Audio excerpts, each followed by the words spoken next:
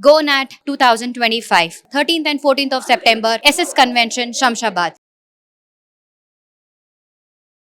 Hi viewers, India's largest digital media network Suman టీవీకి స్వాగతం. ప్రస్తుతం మనతో ఉన్నారండి motivational speaker and language trainer Vijaya Bangaru Amma. Hyderabad లో నిన్న జరిగిన ఒక ప్రేమ జంట ఆత్మహత్య ప్రేమలేఖ సినిమా లాగా అనిపించింది. నిజంగా ఆ లవ్ లెటర్ ని చూస్తే చాలా బాధగా, చాలా దారుణంగా ఉంది. కన్నీళ్లు రాని వాళ్ళు ఎవరు లేరు ఆ లెటర్ ని చూస్తే అంటున్నారు. ఇప్పుడున్న కాలంలో నిజంగా జెన్యూన్ గా ప్రేమించే వాళ్ళే కరువు అయిపోయినారు. ప్రేమ అనే పేరుతో మోసం, లేకపోతే మరణ శాసనం, ఇవి రాసేటోళ్ళు ఉన్నారు. చంపేయడం. కానీ జెన్యూన్ గా లవ్ చేసి ఒకరికొకరు వాళ్ళు ప్రపంచము నువ్వు లేనిది నేను లేను అని వాళ్ళు అయిపోయి అలా మెంటల్ గా ఫిక్స్ అయిపోయి వాళ్ళు చనిపోయినారు. బట్ ఇది ఓకే, పేరెంట్స్ కి ఎంత కడుపు కోత అంటే ఆ బాధ వర్ణనాతీతం. ఒక్కసారి ఫస్ట్ ఆ డీటెయిల్స్ చెప్పండి అమ్మా. ఘటకేశ్వరంలో ఇది జరిగింది, హైదరాబాద్ చుట్టుపక్కల ఉంటుందండి. సో అమ్మాయి యాక్చువల్ గా వీళ్ళిద్దరు ఫైనల్ ఇయర్ లో ఉన్నారు, బీటెక్ ఫైనల్ ఇయర్ లో ఉన్నారు.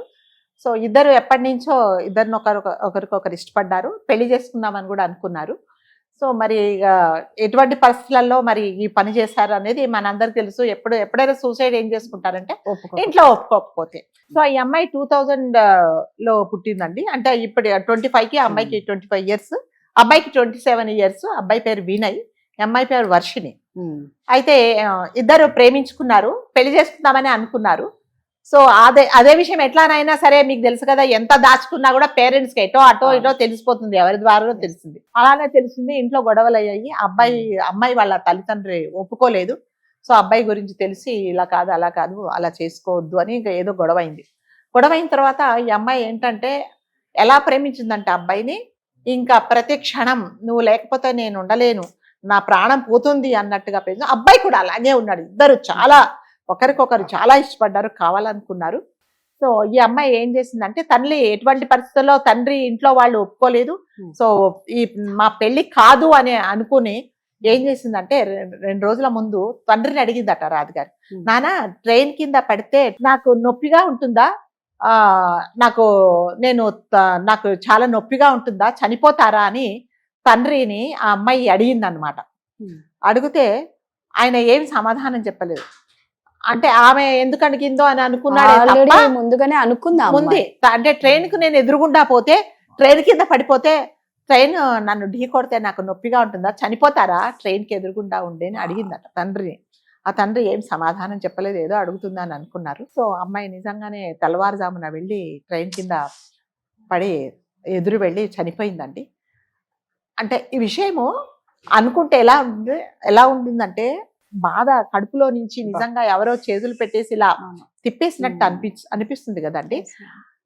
అంటే అంత అమాయకంగా బీటెక్ చదివే ఫైనల్ ఇయర్ చదివే అమ్మాయి తండ్రి దగ్గరికి వెళ్ళి, నానా ట్రైన్ ఎదురుకుండా వెళ్తే నేను చనిపోతానా అని అన్నప్పుడైనా తండ్రి ఈ అమ్మాయి మనసులో ఏదో ఆలోచనలు ఎందుకు మాట్లాడుతుందని అని కూడా అనుకోలేదు. ఈ విషయం తెలిసిన వెంటనే, ఆ అబ్బాయికి తెలిసిన వెంటనే అతను కూడా దాదాపు ఒక 5-6 పేజీల నోట్స్ రాసి తండ్రికి రాసి అతను కూడా చనిపోయాడు. ఏం రాశాడంటే రాజుగారు దాంట్లో, నేను ఒక చోట చదివాను, నా అమ్మాయిని హనీ అంటాడట. హనీకి నేను లేకపోతే ఆమె ఉండలేదు, నాకంటే ముందు వెళ్ళిపోయింది, అక్కడ ఒక్కటి చాలా భయపడుతూ ఉంటది, నేను లేకపోతే ఉండలేదు, కాబట్టి నేను నా హనీ దగ్గరికి వెళ్ళిపోతాను. అమ్మ నాన్న మీకు నేనంటే చాలా ఇష్టము, ఈ ప్రపంచంలో నేను ఎప్పుడు హనీకి చెప్పేదాన్ని, ఈ ప్రపంచంలో నాకు 3 ఇష్టం, ఒకటి మా అమ్మ నాన్న నువ్వు అని అతను రాశాడు. రాసి నేను వెళ్ళిపోతున్నాను, తను నా కోసం వెయిట్ చేస్తుంది, నేను ఆమెకు సర్ప్రైజ్ ఇస్తాను, నేను రాననుకొని వెళ్ళిపోయింది, కానీ నువ్వు చనిపోయినా కూడా నీతో పాటే నేను ఉంటాను, నువ్వు లేకపోతే నేను కూడా ఉండలేను, నువ్వు నన్ను ఎంతగా ప్రేమిస్తున్నావో నేను నిన్ను అంతకంటే ఎక్కువగా ప్రేమిస్తున్నాను, కాబట్టి నేను వచ్చేసాను, నేను ఉండలేను అని నేను చెప్తాను పైకెళ్ళి అని రాశాడండి అందులో. అంటే నిజంగా చూడండి, ఇలాంటి ఫేక్ ప్రేమలు, డబ్బులు అవసరాల కోసం వాడేసుకొని తర్వాత నువ్వెవరో నేనెవరో నలుగురిని మార్చే అమ్మాయిలు అబ్బాయిలు ఉన్న ఈ సమాజంలో, ఇప్పటి కాలంలో అంత ఒకరినొకరు అంత ఇష్టపడి ఒకరినొకరు ప్రాణాలు తీసుకున్నారంటే మాత్రం నాకు నిజంగా చాలా బాధేసిందండి. తల్లిదండ్రులకి ఒక లెటర్ కూడా రాశాడు. అంటే ఎవరైనా సరే నిజంగా ఉన్నారండి, నిజంగా ఇలా ఒకరికొకరు ఇష్టపడి జీవితాంతం కలిసి ఉండాలనుకునే వాళ్ళు ఉన్నారు. దయచేసి ఇలాంటి వాళ్ళు ఏంటంటే కనీసం మీరు ఆ అబ్బాయి ఒకటి రాశాడు, నువ్వెంత ఇష్టమో మా అమ్మ నాన్న వాళ్ళు కూడా నాకు అంత ఇష్టమో అని అన్నప్పుడు మా అమ్మ నాన్న వాళ్ళు నేను లేకపోతే ఉండలేరు. మరి నేను వెళ్ళిపోయిన తర్వాత ఇప్పుడు ఆ అమ్మాయి ఈ మధ్య పరిచయమైన ఒక 5-6 సంవత్సరాల కిందట, కొన్ని 10 సంవత్సరాల కిందట వెళ్ళిపోయిన అమ్మాయే ఉండలేదు అన్నప్పుడు మరి నన్ను కని పెంచి నన్ను ఒక ప్రాణంగా పెంచుకున్న నా తల్లిదండ్రులు నేను లేకపోతే గుండెల బద్దలైపోతాయి కదా, వీళ్ళు బతుకుంటారా అనేసి అబ్బాయి కొంచెమన్నా ఆలోచించాల్సింది. నిజంగానే అమ్మాయిని చాలా ఇష్టపడ్డాడు. అంటే నువ్వు అమ్మాయికి చెప్పాడు కదా, నేను ఇష్టపడేది నిన్ను, అమ్మను ప్లస్ నాన్నను అని చెప్పినప్పుడు మరి నీకు ఇష్టమైంది నిజంగానే వెళ్ళిపోయింది, నీకు చాలా బాధగా ఉంటుంది. మరి నిన్ను ఇష్టపడే నీ తల్లి తండ్రి పరిస్థితి ఏంటి? ఎన్ని కళ్ళలు వాళ్ళు వాళ్ళ పిల్లల గురించి అనుకునింటారు. అంతే కావాలి అంటే పోరాడి ఎదిరించి పెళ్లి చేసుకోవాలి. అసలు ఫస్ట్ అమ్మాయి చేసింది తప్పు. అంటే నిజంగానే అమ్మాయి చేయకుండా ఉండాల్సింది. మీరు ధైర్యంగా, మీకు ప్రేమించడానికి ఎంత ధైర్యంగా ప్రేమించడం మొదలు పెట్టారో అట్లాగే ఇంట్లో వాళ్ళు ఒప్పుకోనప్పుడు వాళ్ళను ఒప్పించేంత వరకు మేము ఇలాగే ఉంటాము, మేము ఇద్దరం కలిసి జీవించాలనుకుంటున్నామని అది ప్రూవ్ చేసి మీరిద్దరు ఒకటై బతికింటే బాగుండేది. కానీ ఇలా అర్ధాంతరంగా ప్రాణాలు పోగొట్టుకోవడం మాత్రం చాలా బాధ అండి. అంటే తల్లి తండ్రి మరి పరిస్థితి ఏంటంటే వాళ్ళు ఏం చేయాలో కూడా అర్థం కాదు. ఈ తండ్రి అయినా కనీసం సరే, అమ్మాయి మొన్న నాకు ఈ అబ్బాయి గురించి చెప్పినప్పుడు మేమందరం ఇంట్లో కోపడ్డాము. ఏదైనా ఈ అమ్మాయి మనసులో సూసైడ్ చేసుకోవాల్సిన ఆలోచనలు ఏమన్నా వస్తున్నాయేమో, ఈ అమ్మాయి నన్ను ట్రైన్కి ఎదురుగుండా పోతే నేను చనిపోతానా, దెబ్బలు తగులుతాయా, బతుకుంటానా అని అడిగింది కదా అని నా తండ్రి కొంచెం జాగ్రత్తగా చూసుకోలేదు. ఖచ్చితంగా ఇదైతే, ఎందుకంటే ఆల్రెడీ ఇంట్లో వద్దు అన్న తర్వాత పిల్లల ఆలోచనలు, ఒక వస్తువు కొనిచ్చకపోతేనే ఏమేమో చేసుకుంటున్నారు. అలాంటిది నువ్వు వద్దు అన్నప్పుడు దట్టు అమ్మాయి అడిగిందండి తండ్రిని, ఎన్ని అనుమానాలు. ట్రైన్ ఎదురుగుండా నేను పోతే ఎవరైనా వెళ్ళిపోతే చనిపోతారా నాన్న 2 రోజుల కిందట అడిగినప్పుడు ఆ తండ్రి కనీసం ఇంట్లో వాళ్ళకి కానీ కూతుర్ని ఎంత జాగ్రత్తగా చూసుకోవాలండి. మరి పొద్దున్నే వెళ్ళి ట్రైన్ ఎదురుగుండా చనిపోయింది అన్నప్పుడు అంటే నీ అబ్బాయికి ఇష్టం లేకపోతే, అబ్బాయి ఇష్టం లేదు, చేయదలుచుకోలేదు, మరి మేము వద్దన్నందుకు ఈ అమ్మాయి చాలా డిప్రెషన్ లో వెళ్ళిపోతుంది అని మీరు జాగ్రత్తగా చూసుకున్నా కూడా ఇది జరిగేది కాదు.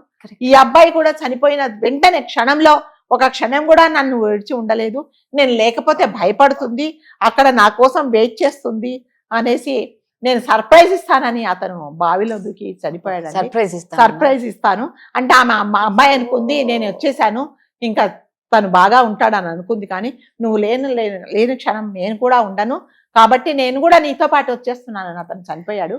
అలా చనిపోయే ముందు తల్లి తండ్రి కూడా అంటే నువ్వు ఆ అమ్మాయిని ఎంత ప్రేమించావో అంతకంటే ఎక్కువ నీ తల్లి తండ్రి నువ్వు ఇష్టం అని చెప్పావు కదా, మరి వాళ్ళు నువ్వు పోయిన తర్వాత వాళ్ళ పరిస్థితి ఏంటి అనేది నువ్వు ఆలోచించుకోలేదు.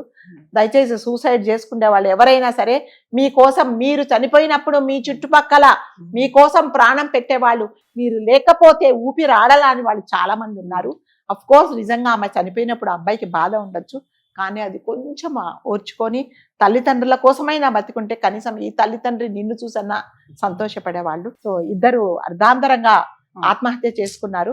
సో ప్రతి ఒక్కరికి నిజంగా నిజాయితీగా ప్రేమించే వాళ్ళు ఎవరైనా సరే మీరు పోరాడండి, ఎదిరించండి, తర్వాత మీరేంటో ప్రూవ్ చేసుకోండి.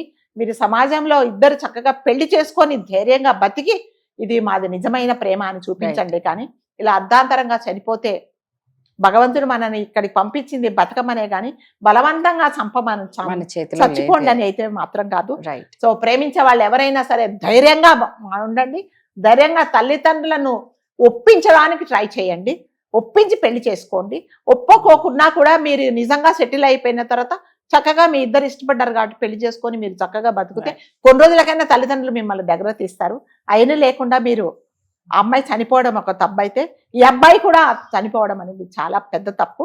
కాబట్టి ఇలాంటి పని ఎవ్వరు చేయకండి మనం కోరుకుందాం. రైట్. ట్రైన్ కింద పడ్డము అంటే అంత ఈజీ కాదు. జస్ట్ ఆ ట్రైన్ సౌండ్ వింటేనే ఒకలాంటి భయం వస్తుంది. అలాంటిది మీరు చావనీకి అంత ధైర్యం ఉన్న అమ్మాయి బతికింటే అయిపోయేది. బట్ వీళ్ళని ఆదర్శంగా తీసుకోవాలి. ఎప్పుడు తీసుకోవాల్సింది అంటే ఇలా వీళ్ళు చావకుండా బ్రతికి నింటే మాత్రం ఇలాంటి ఆదర్శంగా తీసుకోవచ్చు. కానీ జెన్యున్ గా లవ్ చెయ్యండి, ఒకరి కోసం ఒకరు బ్రతకండి తప్ప ఒకరి కోసం ఒకరు మాత్రం చావకండి. ఇదే కోరుకునేది. Thank you.